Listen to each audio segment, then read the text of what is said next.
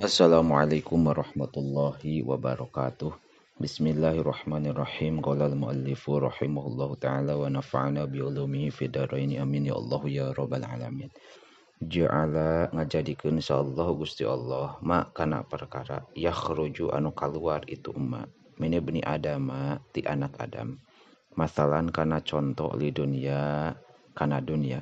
Rawahu ngariwayatkeun kana ieu hadis Ahmadu Imam Ahmad. Ju'ilat dijadikeun li pikeun kami al ardu bumi masjidan kana masjid wa tahuron sareng kana bangetna suci. Rawahu ngariwayatkeun kana hadis Muslimun Imam Muslim. Julasaullahi ari pirang-pirang anu ngabarengan rahmat Allah godan di akhirat ahlul waroi eta ahli waro wa zuhdi jeung ahli zuhud di dunia Rawahu ngariwayatkeun kana ieu hadis sa Ibnu Ali an Salman katampi ti Salman. Ala junubu ari jalma junub wal haidu sareng jalma anu haid layak roani eta teu meunang maca ieu duanana syai'an kana hiji perkara minal Qur'ani tina Al-Qur'an. Rawahu ngariwayatkeun kana ieu hadis Tabrani Imam Tabrani.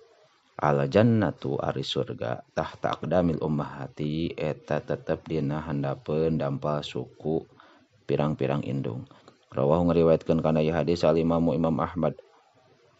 Al-jaru ari ningali tatangga qobla dari dina memeh imah. Warafiku sareng ari milih babaturan qobla tariqi samemeh lelempangan di jalan. Wazadu sareng ari bebekelan qobla rohili eta dina samemeh indit-inditan. Rawahu ngariwayatkeun kana ieu hadis Tabrani Imam Tabrani. Al-jaru ari tatangga ahakku eta leuwih hak bisyuf'ati akhihi kana syafaat dulurna jar.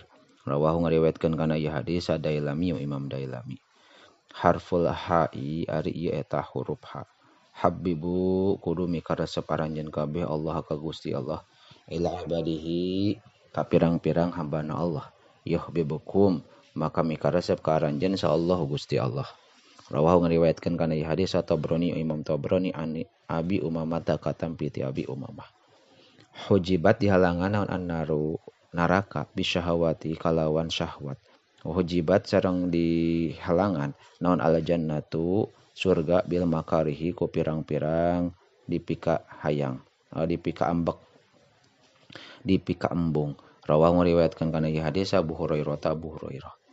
Hurrima diharamkeun alan nari kana neraka naon kullu hayyinin sakur-sakur anu hina layyinin anu lemah lembut sahlin anu gampang kana